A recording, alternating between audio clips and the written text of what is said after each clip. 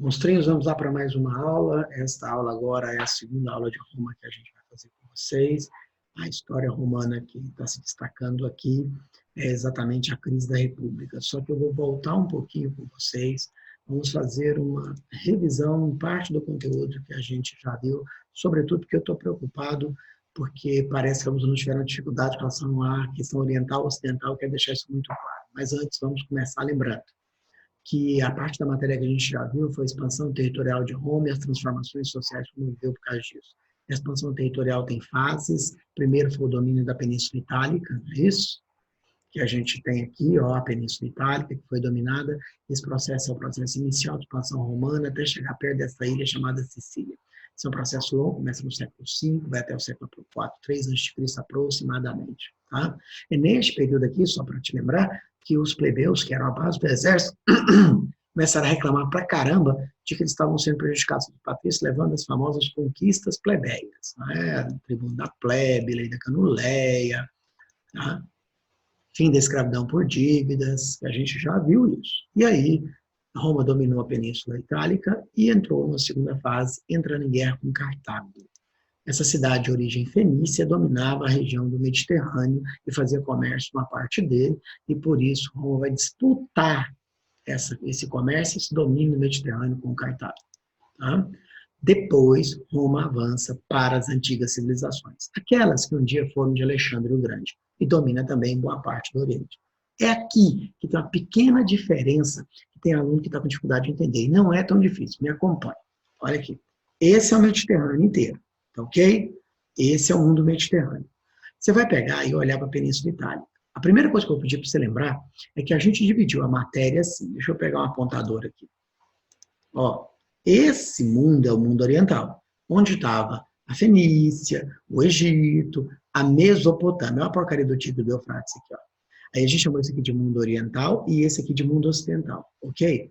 Só que agora nós vamos dividir o Mediterrâneo e não as civilizações. Civilizações ocidentais são duas, Grécia e Roma.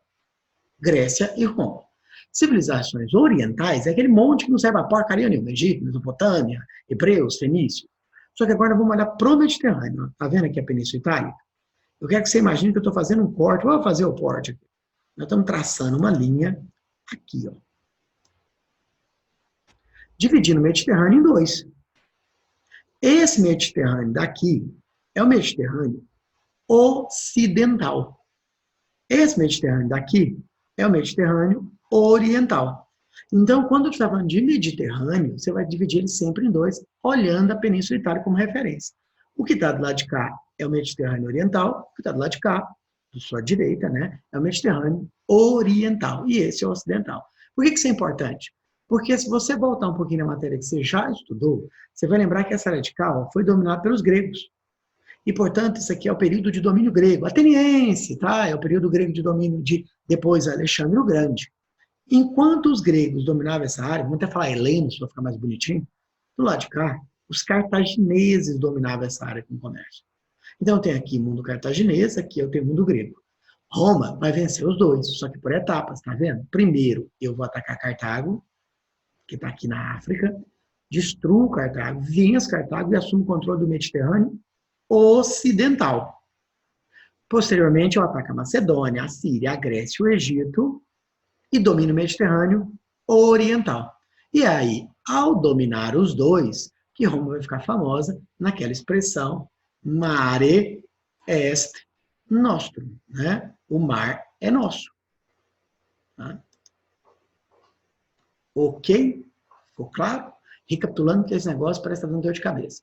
Civilizações orientais é uma coisa, Mediterrâneo oriental é outra. No Mediterrâneo oriental, eu tenho algumas civilizações orientais, como o Egito, mas eu tenho a Grécia, que é uma civilização ocidental. Tá bom? Bom, agora vamos avançar para a matéria nova. O que eu tenho aqui? Eu tenho, na verdade, a grande transformação que o mundo antigo vai passar. Eu tenho a consequência da expansão. Destaque para o Mare Nostrum, o mar é nosso, domínio do Mediterrâneo, tanto a parte ocidental quanto a parte oriental, tá? E muita, mas muita riqueza das áreas conquistadas indo para Roma. Chama afluxo de riqueza das províncias para Roma. E essa riqueza acabou afetando o povo romano. Sobrou alimentos. Ao sobrar alimentos, você tem naturalmente uma deflação, concorda comigo? Que é a queda dos preços de alimentos. E o pequeno proprietário, a maioria plebeu, não é capaz de competir com os produtos que estão vindo de fora, que usam amplamente a mão de obra escrava. Você começa a perder terras, você começa a não pagar as dívidas e você começa a abandonar o campo. Roma vai inchar, Roma vai ter um inchaço populacional. Ou, como gostam de dizer os clássicos, Roma passa a ter um êxodo rural muito forte. É o plebeu saindo do mundo romano agrário, onde ele era pequeno proprietário, e indo para Roma. Gente, daqui a pouco isso aqui vai virar pão e circo, lá no Império. Por quê? Porque Roma vai ver aqueles milhares de plebeus pobres passando necessidades e aumentando a tensão social, aumentando a preocupação do Estado com o controle daquela cidade. Eu ainda estou discutindo só Roma, hein? Esquece as províncias nesse momento. E aí o Senado romano toma uma decisão. Começa a fazer uma política de subsídios. Como brasileiro, você sabe muito bem o que significa isso. Dar alimentos aos pobres, dar entretenimento a eles, constrói o Coliseu para ver se a camada popular fica calma e controlada e evita revoltas populares. Posteriormente, isso vai ser chamado de pan et circenses. Tá? E, claro, isso gera um descompasso em Roma. Quais são as grandes consequências desta crise instalada em Roma? A. Déficit público. Roma gasta muito mais dinheiro do que arrecada. B. Revolta de escravos, já que o número de escravos cada vez de Roma é maior. E C. Crise institucional e disputa pelo poder. Eu sei que é difícil imaginar, mas quando um país começa a entrar em crise e o governo não é capaz de se organizar, muitas vezes acontecem golpes. Vamos aos pontos mais importantes da crise republicana. Tá? Primeiro, há outros segmentos no jogo. A classe dos equestres, que eram ricos, mas apesar de serem plebeus, tá? E, claro, a massa cada vez maior de escravos. E a primeira grande consequência da crise republicana é essa aí, o êxodo rural. Você vai encaixar uma na outra, tá? Causa e consequência. Primeiro, os pobres, plebeus, pequenos proprietários, fugindo para Roma. Essa fuga leva a um déficit público. Essa fuga leva a um gasto maior do Estado para manter a ordem social no mundo romano. Como resultado disso, 2 homens sugerem, cada um no seu tempo, a diferença entre eles é de 10 anos, são 2 irmãos, a maneira de mudar isso, chama reforma agrária. Faz sentido ou não faz? Pensa comigo. Se o problema de Roma é que está chegando muito produto da província, de fora do Estado, e barato, a melhor maneira de acabar com isso é pegar o pobre que vive em Roma, mandar ele para a província e dar terra para ele. Porque lá na província você tinha latifúndios. Você podia pegar esse latifúndio, dividir em terras menores e distribuir plebeu, que mandariam seus produtos para Roma. É claro que nem o Tibério nem o Caio Graco sobreviveram às suas propostas. Por quê? Porque onde você propõe isso? No Senado. Quem controla o Senado? Os latifundiários. Leia-se, os senadores. Tibério e Caio Graco são os irmãos Gracos, os 2 primeiros homens a proporem no mundo a reforma agrária.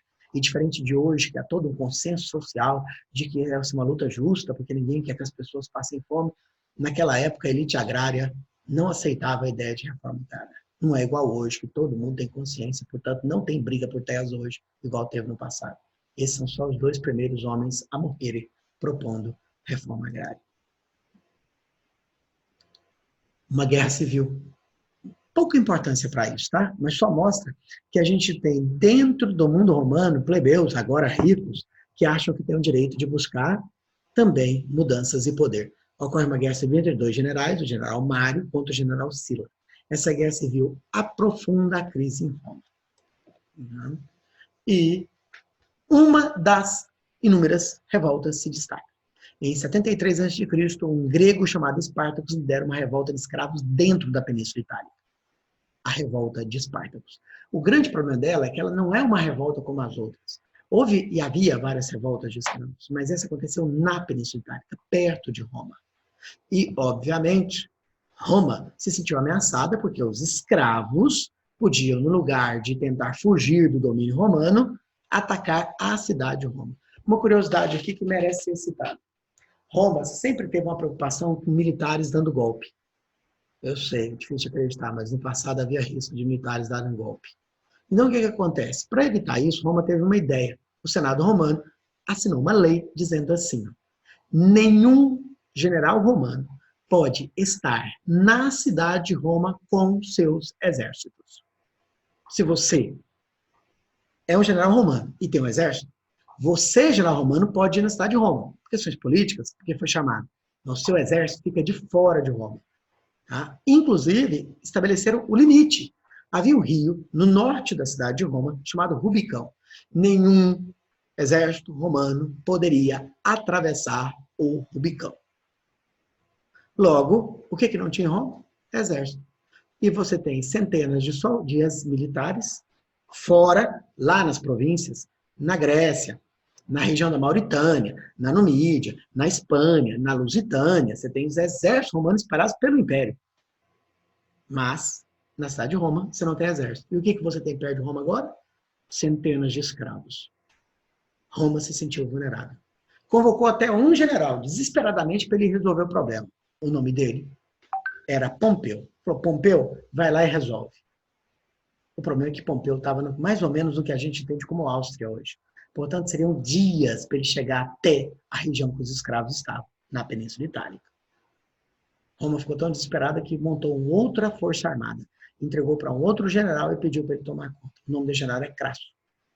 Apesar de Crasso, no início, não ter mostrado uma eficácia militar, no final das contas, a revolta de Esparta será massacrada pelo general Crasso e pelo Pompeu, que chegou e ajudou na guerra.